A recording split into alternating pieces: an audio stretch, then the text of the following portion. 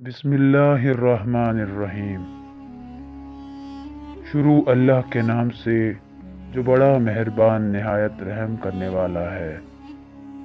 تمام ناظرین کو اسلامک ایجوکیشن پر خوش آمدید اور محبتوں برا السلام علیکم ورحمۃ اللہ۔ حضرت عیسیٰ علیہ السلام کا معجزہ۔ بنی اسرائیل میں ایک شخص تھا جس کی بیوی نہایت حسین تھی، جس پر وہ اسرائیلی فریفتہ تھا۔ چنانچہ اس عورت کا انتقال ہو گیا تو اسرائیلی کو بڑا قلق ہوا اور ایک مدت تک وہ اس عورت کی قبر پر بیٹھا روتا رہا۔ اتفاقاً حضرت عیسیٰ علیہ السلام کا ادھر سے گزر ہوا تو انہوں نے اس اسرائیلی کو پریشان حال دیکھ کر اس کا سبب معلوم کیا۔ جب اسرائیلی نے اپنا واقعہ بیان کیا تو حضرت عیسیٰ علیہ السلام نے دریافت فرمایا، کیا تو چاہتا ہے کہ میں اس کو تیرے لیے زندہ کر دوں؟ اس نے عرض کیا کہ ہاں حضور، یہی میں چاہتا ہوں۔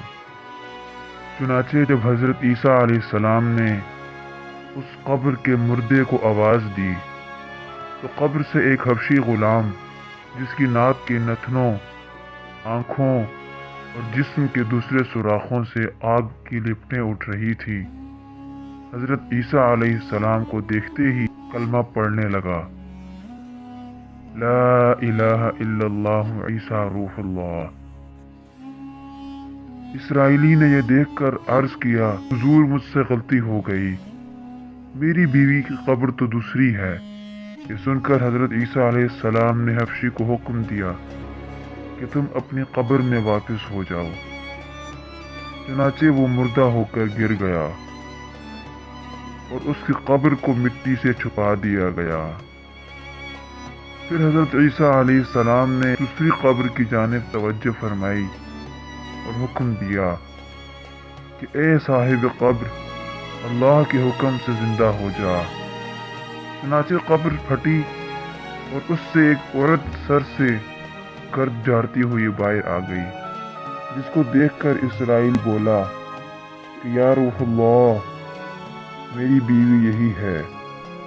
اور حضرت عیسیٰ علیہ السلام کے حکم سے وہ اسرائیلی اپنی بیوی کو ہمراہ لے کر واپس ہونے لگا، مگر عرصہ سے جاگا ہوا تھا، اس لیے اس پر نیند کا غلبہ ہو گیا اور اس نے بیوی سے کہا کہ تیری قبر پر گریہ زاری اور بیداری نے مجھے ہلاک کر دیا، اس لیے میں چاہتا ہوں کہ کچھ دیر آرام کر لوں۔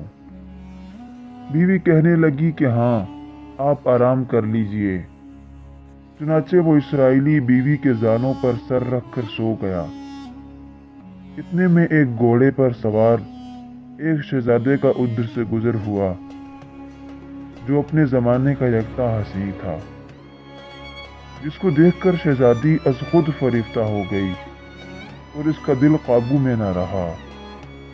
اس نے شوہر کا سر زانوں سے نیچے رکھا اور فرط محبت و غلبہ عشق سے مجبور ہو کر شہزادے کے سامنے جا کھڑی ہوئی۔ ادھر جیسے ہی شہزادے کی نظر اس سے پڑی، وہ بھی اس کو دیکھ کر فریفتہ ہو گیا اور عورت کی خواہش پر اس کو اپنے گھوڑے پر بٹھا کر لے گیا۔ چنانچہ اس کے شوہر نے بیدار ہو کر جب اپنی بیوی کو نہ پایا تو نہایت پریشان ہوا اور اس کے ملنے کی تدبیر سوچنے لگا۔ سوچتے سوچتے آخر اس کے نشان قدم پر چل کر اپنی بیوی کو تلاش کر لیا، جو شہزادے کے پاس پہنچ چکی تھی۔ اس کو دیکھ کر اسرائیلی نے شہزادے سے عرض کیا کہ یہ میری بیوی ہے، آپ اس کو چھوڑ دیجئے۔ ابھی شہزادہ کچھ کہنے بھی نہ پایا تھا کہ اس عورت نے کہا کہ میں تیری بیوی نہیں ہوں، بلکہ شہزادے کی لونڈی ہوں۔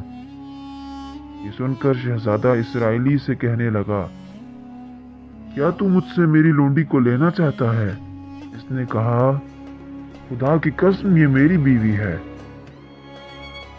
جس کو میرے سردار حضرت عیسیٰ علیہ السلام نے مرنے کے بعد میرے لیے زندہ کیا ہے۔ ابھی یہ گفتگو ہو ہی رہی تھی کہ اتفاقاً حضرت عیسیٰ علیہ السلام بھی وہاں تشریف لے آئے۔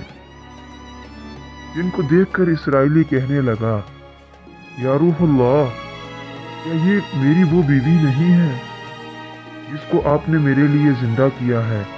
حضرت عیسیٰ علیہ السلام نے فرمایا کہ ہاں، یہ وہی ہے۔ یہ سن کر عورت کہنے لگی، یا روح اللہ، یہ شخص جھوٹا ہے، میں تو اس شہزادے کی لونڈی ہوں۔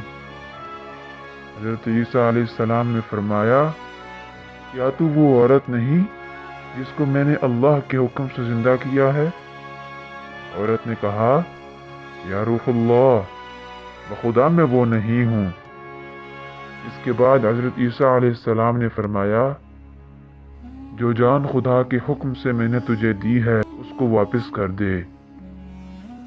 یہ سنتے ہی وہ عورت پھر مردہ ہو کر گر پڑی، اور حضرت عیسیٰ علیہ السلام فرمانے لگے کہ جو شخص ایسے آدمی کو دیکھنا چاہے کہ جو کافر مرا تھا اور زندہ ہو کر ایمان لایا، تو وہ اس حبشی غلام کو دیکھ لے جو پھر ایمان کی حالت میں مرا ہے، اور جو کوئی ایسے شخص کو دیکھنا چاہے جو مومن مرا تھا، پھر اللہ نے اس کو زندہ کیا اور وہ کافر ہو کر حالت کفر میں مر گیا، تو وہ اس عورت کو دیکھ لے۔